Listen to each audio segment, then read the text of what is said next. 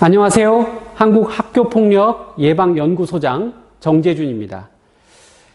학교폭력이 발생하면 학교에서는 전담기구를 통해 자체 해결할 수 있는지 사안 조사를 하고 자체 해결 요건에 해당되면 자체 해결하게 되죠. 그러나 합의되지 않고 자체 해결 요건에 만족하지 않게 되는 경우에는 교육지원청에 학교폭력대책심의위원회에 심의를 요청하게 됩니다. 이 심의위원회에서는 가해 학생에 대해서 1호부터 9호 조치까지 결정할 수 있게 되는데요.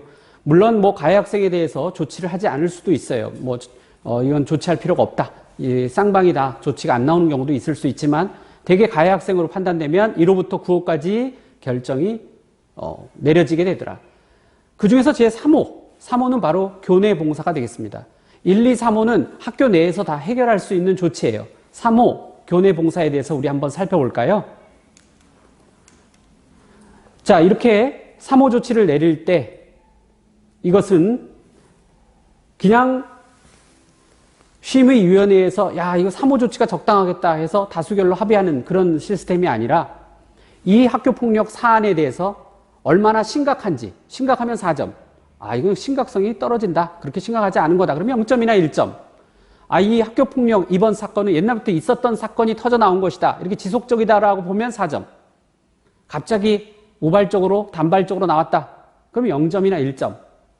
또 이 학교폭력 사안의 가해 학생이 굉장한 고의를 가지고 했다. 4점. 그렇지 않다. 그럼 0점. 가해 학생이 매우 많이 반성하고 있다. 이 사건에 대해서. 반성 많다. 그럼 0점. 반성하지 않는다. 그럼 4점. 가해 학생과 피해 학생이 화해하고 있다. 그럼 0점. 화해하지 않는다. 그럼 4점. 이런 식으로 점수를 매겨서 그 점수를 합하여 바로 특히 3호 조치는 결정하게 됩니다. 우리 1호, 2호, 3호는 교내에서 선도할 수 있고 4호하고 5호는 외부 기관에 연계해서 선도를 하며 6호, 7호, 8호, 9호는 교육 환경 자체가 변화하죠. 가해 학생에게.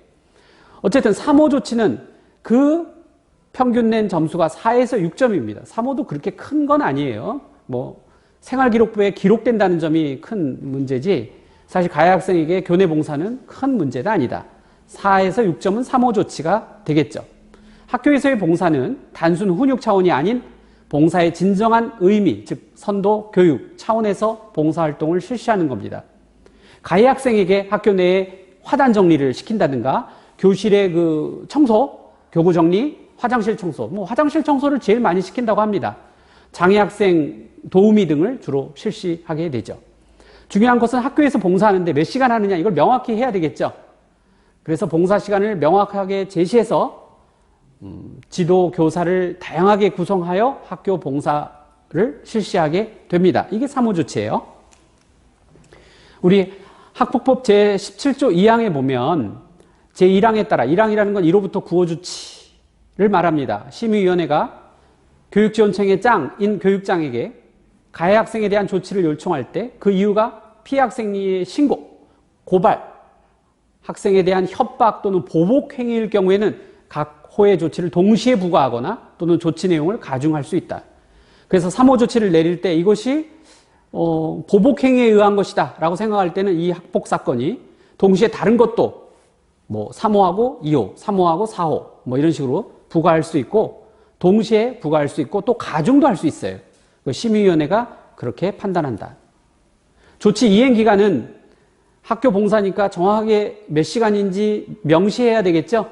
그래서 이것은 바로 심의위원회에서 조치 이행 기간을 명시하지만 만약에 조치 기간 내에 다 이행할 수 없다.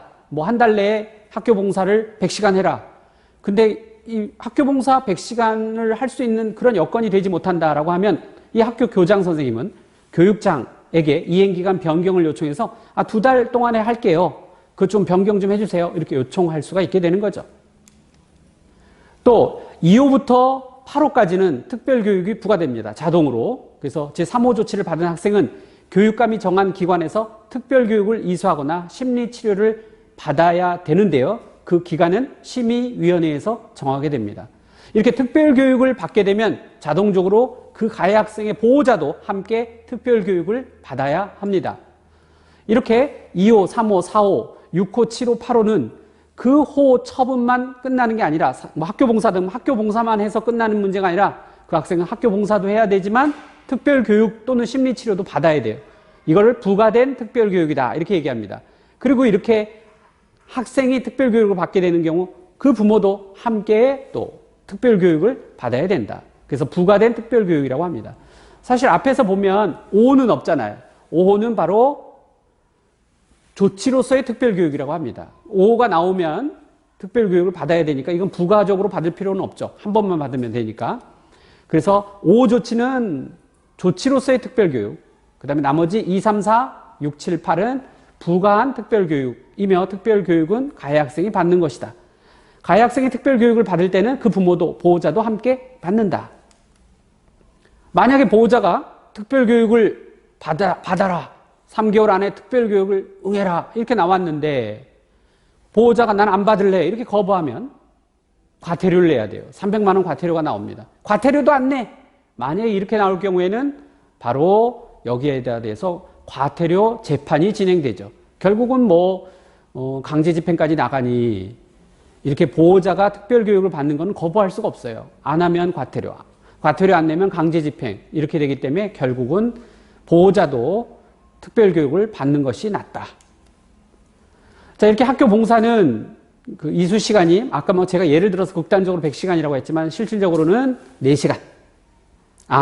특별교육이 4시간. 봉사 시간은 많아요. 20시간, 30시간 할 수 있는데 특별교육은 4시간 이내가 되겠습니다. 그래서 2호 조치와 3호 조치는 그 특별교육을 받을 때 4시간 이내, 그 다음에 사회봉사가 4호 조치거든요. 그 다음에 특별교육이 5호 조치, 출석정지가 6호, 학급 교체가 7호, 전학이 8호인데 그건 5시간 이상 특별교육을 받아야 합니다. 이렇게 어떤 심의위원회가 1호부터 9호 조치를 결정할 때는 그 직전에 가해 학생 및 보호자에게 의견 진술의 기회를 부여하죠. 왜 이런 일이 벌어지는지, 당신은 가해를 했기 때문에 이런 조치가 나올 거다. 한번 변명을 하든가 의견을 진술해봐라 라는 기회를 주게 됩니다. 중요한 것은 몇 호 조치 이거보단 더 중요한 건 바로 생활기록부에 기재된다는 사실이에요. 행동특성 및 종합의견의 제3호 조치에 대한 내용이 기록됩니다. 그리고 이것은 졸업과 동시에 삭제하게 되죠. 따라서 생활기록부 전형으로 대학 진학을 한다 할 때 굉장히 치명적으로 작용하게 되겠죠. 만약에 가해 학생이 이런 3호 조치 이행을 거부한다 그러면 징계받습니다. 또 심의위원회는 대통령이 명의 정하는 바에 따라 추가로 다른 조치할 것을 교육장에게 요청할 수 있기 때문에 이행을 거부하면 여러 불이익이 추가적으로 따르게 되죠. 일반적인 징계 조치로는 학교 내 봉사, 사회봉사, 특별교육 이수, 출석 정지, 또 퇴학 처분까지 할 수 있는 게 바로 징계가 되겠습니다. 자, 여기까지 3호 조치에 대해서 살펴봤는데요. 학교 폭력을 근절하기 위해 최선을 다하겠습니다. 감사합니다.